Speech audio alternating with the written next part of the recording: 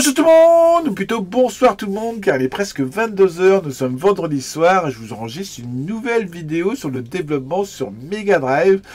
Pourquoi je fais ça à cette heure-ci? Parce que voilà, j'ai vraiment pas eu le temps cette semaine, j'ai avancé sur différentes choses. Donc voilà, pas eu le temps, mais je vous fais quand même une petite vidéo histoire de vous garder motivé. Aujourd'hui, je vais vous montrer comment corriger un souci majeur, mais un souci que vous avez peut-être pas remarqué, que ce souci n'est pas visible en émulation. Voilà pourquoi c'est bien d'essayer sur les vraies machines. Et donc, je me suis rendu compte de ce souci sur la Mega SG. J'ai testé, j'ai fait merde, il y a un souci. Et donc, je me suis dit, j'ai vraiment besoin d'avoir le matériel original pour tester. Donc, je me suis acheté une vraie Mega Drive que j'ai reçue aujourd'hui. J'ai testé et il y a exactement le même souci sur la vraie Mega Drive. Donc, c'est vraiment chouette d'avoir comme ça du vrai matériel. Et je vais vous montrer comment corriger ce bug. Donc, c'est quoi le bug? On appuie sur Start. Voilà, on déplace le personnage, il n'y a pas de souci. On ramasse une bombe, deux bombes, trois bombes. Youhouhou, on peut même faire comme ça... sauter. J'ai pas fait des collisions encore. Là, c'est histoire seulement de vous montrer ça. J'appuie sur le bouton Reset de la console. Hop. L'écriture s'est remise. Bombe Jack vidéo 12, mais le jeu n'a pas vraiment reseté. Je peux bouger directement sans appuyer sur Start. Les bombes sont déjà ramassées et j'ai déjà 700 points en score. Donc là, il y a un gros souci. Si on fait un reset sur la console, je vais en faire un deuxième pour vous montrer. Voilà. Ça change rien sur le jeu. Le reset ne fonctionne pas. Si j'éteins et que je redémarre, hop, je le fais. J'espère ma carte d'acquisition va le prendre en compte. Ouais, c'est bon. Là, ça redémarre vraiment. Voilà. Mais le bouton reset ne fonctionne pas. Et donc, on va corriger ça ensemble ce soir. Donc, allez hop, c'est parti. Donc, c'est la vidéo numéro 13. Donc, on va faire une fonction init. On va la mettre là, au-dessus du main. Hop. On va faire la play void init game. C'est pas mal. Vous mettez le nom que vous voulez. Hop. Tchac. Voilà la fonction init game. Enfin, on la récupère déjà. On va la mettre ici. Donc, au niveau des initialisations, donc on va initialiser d'abord le VDP. Le VDP, les sprites, tout ça. Et là, hop, on va réinitialiser ici. Parce que, si vous vous souvenez, la fonction main, c'est la fonction principale. Quand on fait un reset, qu'on appuie sur un reset sur Mega Drive, il repasse dans la fonction principale. Il repasse dedans. Mais ce qui lui manque, c'est une fonction init qui va remettre les choses bien dans l'ordre, qui va remettre la position exacte du sprite, qui va redire que le jeu n'a pas démarré, qui va remettre bien le score et tout ça. Toutes ces choses-là, on va devoir les passer dans la fonction init. Donc là, je la lance ici, et là, ça va fonctionner. On va récupérer en haut les différentes variables qu'on va avoir besoin. On va nettoyer après, mais voilà, on va passer... allez, on va pas s'embêter, on va faire ça. Tac. Copier. Hop. Excusez-moi, je perds ma voix. Copier-coller. Dedans, on va nettoyer. Donc, sprite, on s'en fout. La position X du joueur, on va avoir besoin. Donc, on vire le int, parce qu'on ne veut plus déclarer une variable. On veut juste remettre player X à 150. Sa direction, on va avoir besoin. Comme ça, on va remettre vraiment à niveau. Et sa vitesse, pour l'instant, on ne change pas sa vitesse. Mais on peut avoir des bonus, par exemple, qui vont changer sa vitesse. Comme ça, on est sûr de la repasser à 0. Game Start, on la passe. On dit que le jeu n'a pas démarré, c'est important. Les musiques, pour l'instant, on s'en occupe pas. Ça change pas, donc on s'en occupe pas. Elles apparaissent dans tous les cas quand on fait le reset. Au niveau du saut, donc player Y. Player Y, on remet à 184. Sa vitesse, on remet à 0, très important. Comme ça, si on fait le reset à n'importe quel moment de son saut, bah, au moins, on sait que la vitesse n'est pas prise en compte. Le sol. Alors, le sol, vous voyez, on a fait une variable un petit peu spéciale. On a fait une constante. Si je supprime ça, que je remette à 184, ça ne marchera pas. J'aurai une erreur parce que c'est une constante, donc je ne peux pas changer la valeur de 184.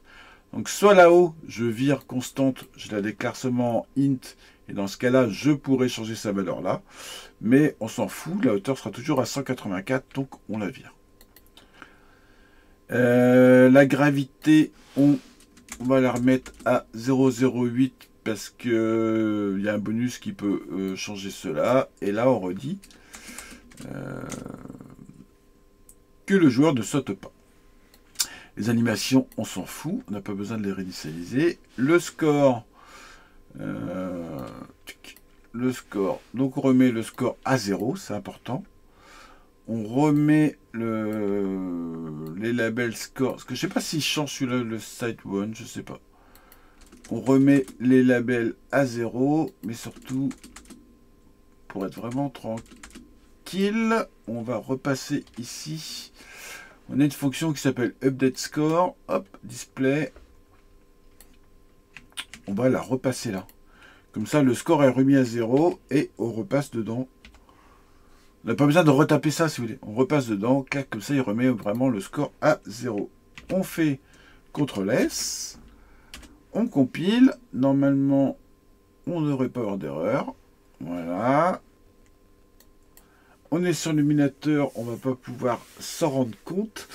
Mais on va tester à la fin. On va tester à la fin, pas de souci. Je vais flasher la cartouche et on va tester à la fin. En tout cas, je sais que ça marche. Je vois pas où j'aurais fait une boulette. Maintenant, ce qu'on va changer, c'est au niveau du tableau. Au niveau du tableau, au niveau des bombes, au niveau... Est-ce que j'avais fait un comptage des bombes?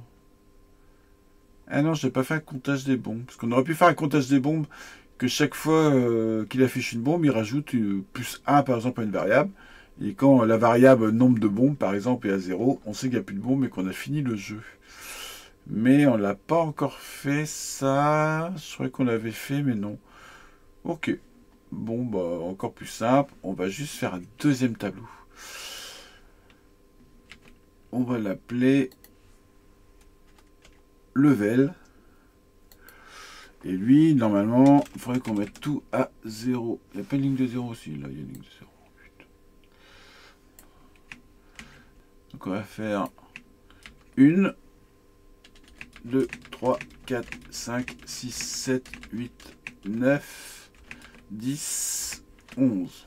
Voilà. Donc ça, c'est notre niveau. Niveau 1, c'est vraiment le dessin de notre... on peut même l'appeler niveau en jeu, histoire que voilà, que vous soyez moins perdu. Maintenant, on va rechercher le partout où on a appelé, donc CTRL F pour rechercher partout. Où on a appelé level 101.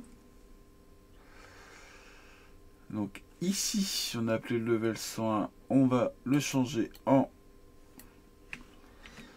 level en jeu. Level en jeu. Voilà. On va travailler sur le level en jeu.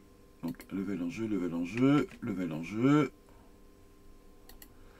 level en jeu. Voilà, il n'y en a plus qu'un. Donc, l'idée est la suivante. Ici, level 1, c'est notre niveau qu'on a dessiné. Et on ne va pas y toucher du tout. On le dessine, on va pouvoir stocker comme ça level 1, level 2, level 3, level 4, level 5. Et le level en jeu, c'est notre niveau de partie à l'heure actuelle. Et donc maintenant, on va copier. Alors, on ne peut pas faire ça, par exemple. Hop.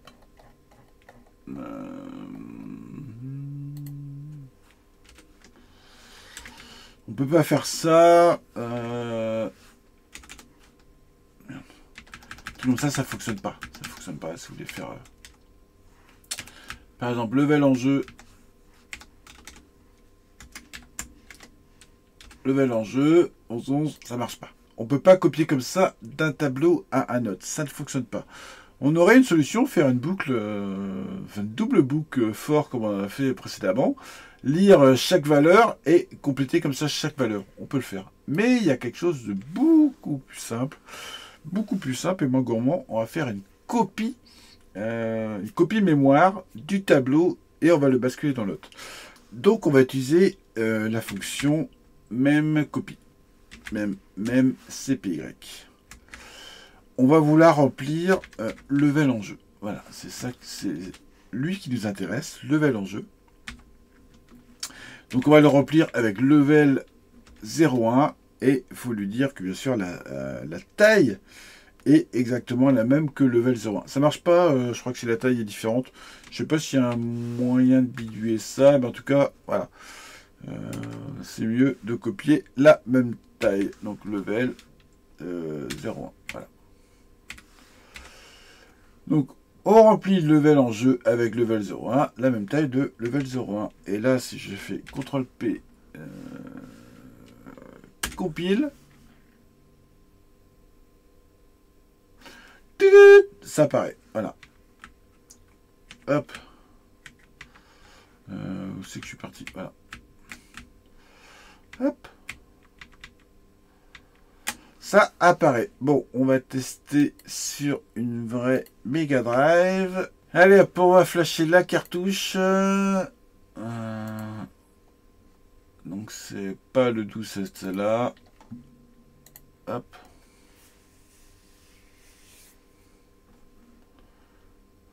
Tiens, c'est marrant. Je me fais gaffe, je fais la M5 qui apparaissait. Hop, ça, je coupe. Je la mets dans la Mega Drive. Hop. Donc voilà, on teste, on est sur Bomb Jack. Je fais un reset. Ça marche! Ça marche! Alors je me suis fait une grosse frayeur, je ne l'ai pas filmé là, je me suis fait une grosse frayeur. Au lieu de d'écrire la cartouche, j'ai lu la cartouche. Et je ne comprenais pas pourquoi le reset ne fonctionne pas. Mais si, ça y est, ça marche. On fait un reset. Ça redémarre à 0. Ouf! Bon, bah c'est tout pour cette vidéo. Bye bye tout le monde. Qui va bien